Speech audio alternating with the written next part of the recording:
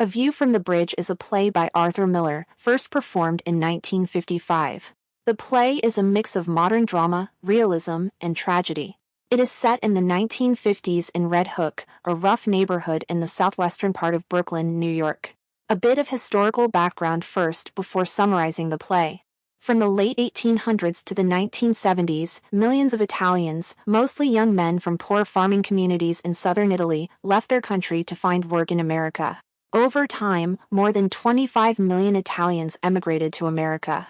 Some, like Rodolfo and Marco in A View from the Bridge, tried to enter the U.S. illegally. In the play, Rodolfo talks about their hometown in Italy, where men do whatever small jobs they can find. He and Marco are both hardworking and skilled, but steady jobs simply don't exist.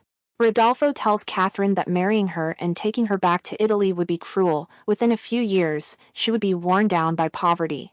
He describes how Marco's children go hungry, surviving on nothing but water that boiled a bone. When Eddie turns them in, Marco knows he'll be deported and won't be able to send money home. He accuses Eddie of killing his children. "He killed my children. That one stole the food from my children." Red Hook sits near the Brooklyn Bridge, which connects Brooklyn to Manhattan and serves as the inspiration for the play's title, A View from the Bridge. In the early 1900s, Red Hook was filled with dockworkers, including many Italian immigrants like Eddie Carbone. It was a tough, working-class neighborhood, home to both hardworking immigrants and members of organized crime. Infamous gangster Al Capone even lived there. Alfieri describes Red Hook as a rough and poor part of Brooklyn, calling it the gullet of New York and the slum that faces the bay on the seaward side of Brooklyn Bridge. He also mentions that the area had a history of mafia violence, including the notorious shooting of gangster Frankie Yale, who was cut precisely in half by a machine gun on the corner of Union Street. Act 1 begins with Alfieri, a middle-aged Italian immigrant and a lawyer who helps people in the Red Hook neighborhood of Brooklyn. Because of his education, he's different from most of his clients, and even his family and friends think he's too sophisticated for them. The people he represents remind him of the Sicilians from his homeland. Eddie Carbone is an Italian-American longshoreman who works at the docks. He and his wife, Beatrice, have raised their 17-year-old niece, Catherine, since her mother, Beatrice's sister, passed away. Catherine is a sweet, smart girl who loves her aunt and uncle. Eddie doesn't like the way she dresses or walks, afraid that she's attracting too much attention from men.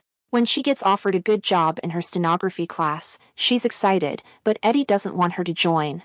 Beatrice, however, supports her, and after some pressure from both of them, Eddie gives in, but warns Catherine not to trust people. Beatrice's two cousins, Marco and Rodolfo, arrive from Italy illegally to stay with them. Marco is a serious, hardworking man who wants to earn money for his family back home. Rodolfo, on the other hand, is cheerful, blonde, and full of dreams. He hopes to become American and eventually buy a motorcycle to impress people back in Italy. Catherine is quickly drawn to Rodolfo's charm, his singing, and his sense of humor. Eddie, however, is uncomfortable with their growing closeness and embarrasses Catherine by criticizing her appearance in front of their guests. Marco and Rodolfo will have to work for the people who smuggled them into America. Eddie tells them they'll make about $30, $40 per week, which amazes them. Later, Rodolfo shows off his singing skills, but Eddie tells him to be quiet, worried that neighbors might hear and report them. Eddie soon becomes jealous of Rodolfo and resents him for keeping Catherine out late. On the other hand, Beatrice thinks Rodolfo is a good guy and supports their relationship. She also confronts Eddie about their marriage, pointing out that they haven't been intimate for a long time. Eddie brushes it off, saying he isn't feeling well. When Catherine and Rodolfo return from a movie, Eddie warns her that Rodolfo is only interested in her getting U.S. citizenship. Catherine is hurt and doesn't believe him. Beatrice steps in and tells Catherine she needs to start acting like an adult, especially with Eddie. She also reveals something shocking: Eddie might even see her as more than just a niece.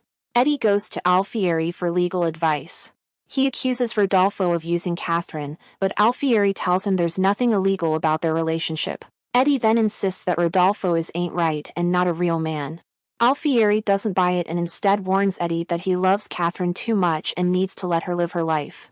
Alfieri tells Eddie that there is too much love for the daughter, there is too much love for the niece.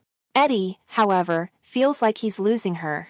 Later, Eddie invites Marco and Rodolfo to a boxing match and offers to teach Rodolfo how to box. What starts as light sparring turns serious when Eddie suddenly punches Rodolfo. Catherine rushes to his side, and Marco, seeing what's happening, stands up. To show his strength, Marco lifts a chair with one hand and holds it over Eddie's head in a way that feels like a warning. Act 2 begins one afternoon on December 23rd. Before Christmas, Catherine and Rodolfo are alone in the apartment. She asks him if he would still want to marry her if they moved back to Italy. Rodolfo understands that she's questioning his true feelings, and he's offended. She tries to explain her deep attachment to her uncle, but Rodolfo insists that Eddie is holding on to her too tightly. Wanting comfort, Catherine asks Rodolfo to hold her. He leads her into the bedroom. A little while later, Catherine comes out with her clothes messy, just as Eddie stumbles in, drunk. When Eddie sees Rodolfo leaving the bedroom, he snaps. Furious, he tells Rodolfo to move out. Catherine stands her ground and says if Rodolfo goes, she's going with him. Desperate and out of control, Eddie forcibly kisses Catherine. When Rodolfo protests, Eddie turns on him and kisses him on the mouth too, as if trying to prove a point. Catherine screams for him to stop. Eddie goes back to Alfieri for legal help, but the lawyer warns him once again to let go of Catherine. Eddie hasn't proved anything illegal about Rodolfo, and Alfieri feels powerless to stop what's coming, even though he considers calling the police. Eddie calls immigration and reports Marco and Rodolfo. When he gets home, Beatrice tells him she already moved the cousins to another apartment upstairs with other undocumented immigrants. She also reveals that Catherine is marrying Rodolfo in a few days. Eddie begs her not to go through with it. Beatrice then mentions that Lipari, the local butcher, owns the apartment upstairs, and one of the men living there is his nephew. Suddenly, Eddie panics. If immigration arrests the men, Lipari and his family will know he was the one who betrayed them. Right then, 2 immigration officers barge in. They don't find anyone in Eddie's apartment, so they run upstairs. Beatrice realizes what Eddie has done and is horrified. Despite Catherine's and Beatrice's desperate pleas, the officers arrest Marco, Rodolfo, and the 2 other men. Before being taken away, Marco breaks free and spits in Eddie's face, accusing him of ruining his family's future. Humiliated, Eddie furiously swears he'll kill Marco. The neighbors witness everything and turn their backs on Eddie. Later, Alfieri, Catherine, and Rodolfo visit Marco in prison. He has just learned he'll be deported, but Rodolfo will be allowed to stay in the U.S. after he marries Catherine. Alfieri offers to bail Marco out on one condition: he must promise not to take revenge on Eddie. But Marco says that in Italy, betraying family like Eddie did would be punishable by death. To him, letting it go would be dishonorable. Alfieri tries to convince him otherwise, saying there's no shame in keeping the peace. Catherine begs Marco to agree so he can at least come to the wedding, and Marco finally gives in. On the day of the wedding, Beatrice is getting ready when Eddie forces her to choose between staying loyal to him or going to Catherine's wedding. Catherine finally stands up to Eddie, calling him a rat, but Beatrice defends him. Rodolfo tries to smooth things over by apologizing, even taking all the blame, but Eddie refuses to listen. He is obsessed with restoring his good name in the neighborhood. Beatrice desperately tells him the truth. The real reason he's so angry is that he wants Catherine for himself. Eddie is stunned and denies it. Then, Marco, who is out on bail, calls out for Eddie. Eddie demands that Marco take back what he said and admit he was lying. Marco refuses. Enraged, Eddie swings at him, but Marco easily knocks him down. Eddie pulls out a knife and tries to stab Marco. But Marco twists Eddie's arm, forcing the blade into Eddie's own body. Eddie collapses, dying in Beatrice's arms. Alfieri watches everything happen. Even though Eddie caused so much destruction, Alfieri feels there was something perversely pure about him and was not purely good, but himself purely. He reflects that, in life, most people learn to settle for half, but Eddie couldn't. And despite everything, Alfieri finds himself mourning Eddie with a certain alarm. Let's thematically analyze A View from the Bridge by Arthur Miller. In Red Hook, honor and reputation are everything. Eddie takes a lot of pride in providing for his family and being respected in his community. At the start of the play, he is well-liked and admired, but in the end, his obsession with his honor leads to his downfall. Eddie constantly feels like Catherine, Beatrice, Marco, and especially Rodolfo are disrespecting him. But he's also deeply concerned about what his neighbors think. When Marco spits on him and publicly accuses him of calling immigration, which Eddie actually did, he is furious, not just because of the insult but because it happened in front of everyone. He accuses Marco of wiping the neighborhood with my name like a dirty rag and shouts, "I want my name," over and over, desperate to clear his reputation. But by betraying Marco and Rodolfo, he ends up losing the respect of his entire community. His neighbors, Lipari, Louis, and Mike, start avoiding him. Even within his own home, he feels disrespected when Beatrice and Catherine disagree with him. He sees Rodolfo's relationship with Catherine as a personal insult. Even after everything, Catherine and Beatrice show some respect for him when he dies. And Alfieri says he still mourns Eddie, giving him a small piece of the honor he was so desperate to keep. On the other hand, Marco comes from a different background where honor means something different. In his view, Eddie should already be dead for betraying him. Alfieri tries to convince Marco that true honor comes from restraint. Eddie's feelings for Catherine start as protective but grow into an unhealthy obsession. Alfieri realizes that Eddie's desire for his niece has taken over him, describing it as a passion that had moved into his body like a stranger. At first, Eddie acts like a father figure to Catherine, but Beatrice hints several times that his love for her goes beyond that. It's possessive and even has incestuous undertones. Eddie refuses to admit this, but his true feelings become obvious when he forcefully kisses Catherine in front of Rodolfo.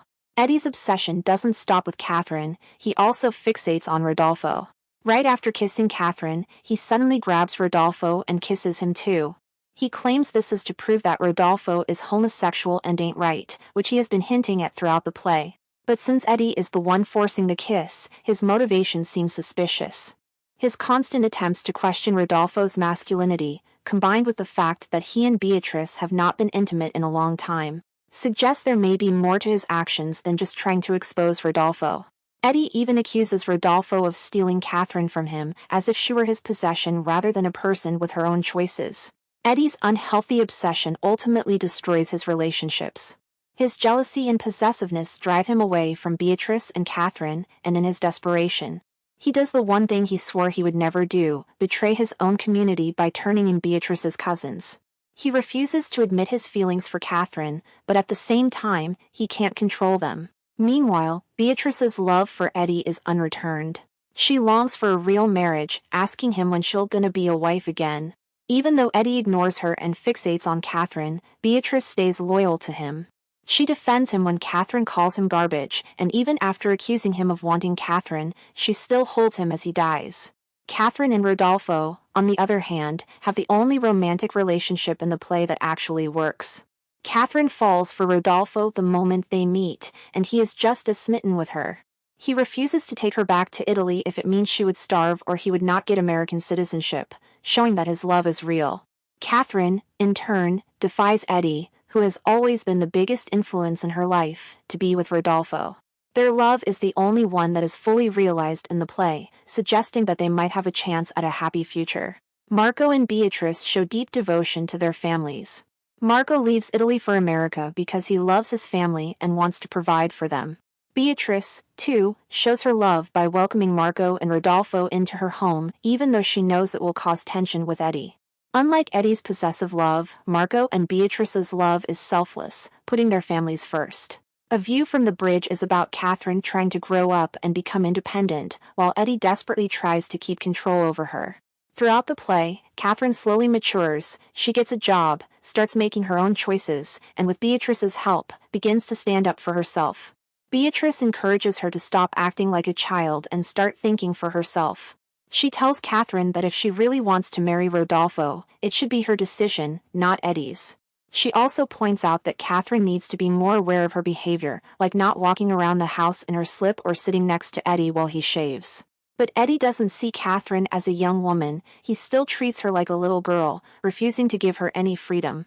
He also misjudges Rodolfo, calling him just a kid early on.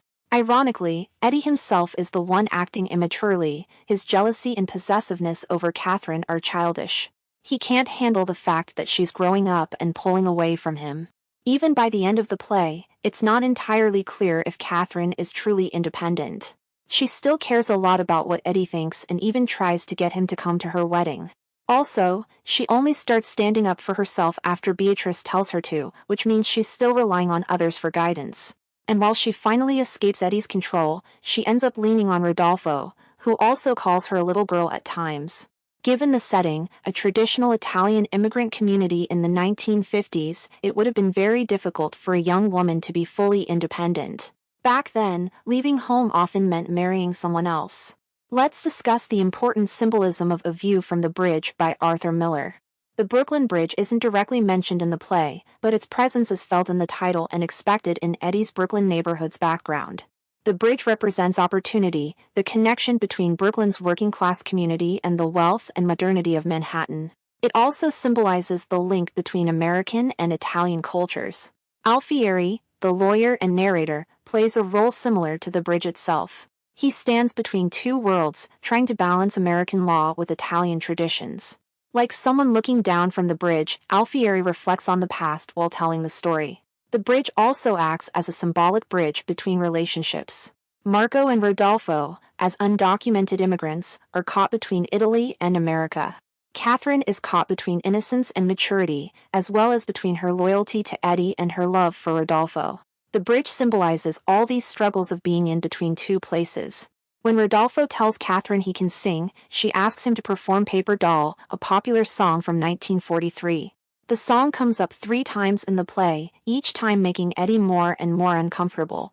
When Rodolfo sings it, Catherine is clearly impressed, and Eddie shuts him down quickly, pretending to worry about the neighbors overhearing. Later, Catherine and Rodolfo buy a record of the song and dance to it in front of Eddie, who once again interrupts, this time by teaching Rodolfo how to box, then suddenly punching him. The song's meaning becomes even clearer when Eddie tells Alfieri that the other longshoremen have started calling Rodolfo Paper Doll, implying that they also see him as too delicate or effeminate. Eddie feels uneasy about Rodolfo's behavior, his singing voice, his personality, and suspects he may not be masculine enough or even heterosexual. The lyrics of the song talk about wanting a woman who belongs only to the singer, like a doll that no one else can take away. I'm gonna buy a paper doll that I can call my own. A doll that other fellows cannot steal. This idea reflects Eddie's possessive attitude toward Catherine. He doesn't see her as a young woman with her own life, he wants to keep her to himself. The song highlights Eddie's unhealthy, obsessive love for Catherine and his jealousy of Rodolfo. Catherine's high heels are a symbol of her growing up, her sexuality, her independence, and her transition into womanhood. Even though she is 17, she is still treated like a little girl by Eddie and Beatrice. Eddie gets upset when he hears clack, clack, clack of them new high heels on the sidewalk, saying it's attracting men's attention by walking wavy with high heels. When Margot and Rodolfo arrive, Catherine wears them again, but Eddie embarrasses her in front of everyone by sarcastically asking her what's the high heels for, Garbo? A reference to movie star Greta Garbo, known for her beauty and sex appeal. Feeling ashamed, she takes the heels off. The heels represent Catherine's journey toward making her own choices. She is growing up, discovering her own desires, and eventually, choosing to leave Eddie's control altogether. The heels symbolize a step toward freedom, even if Eddie refuses to accept it. Hope you like and subscribe for more videos.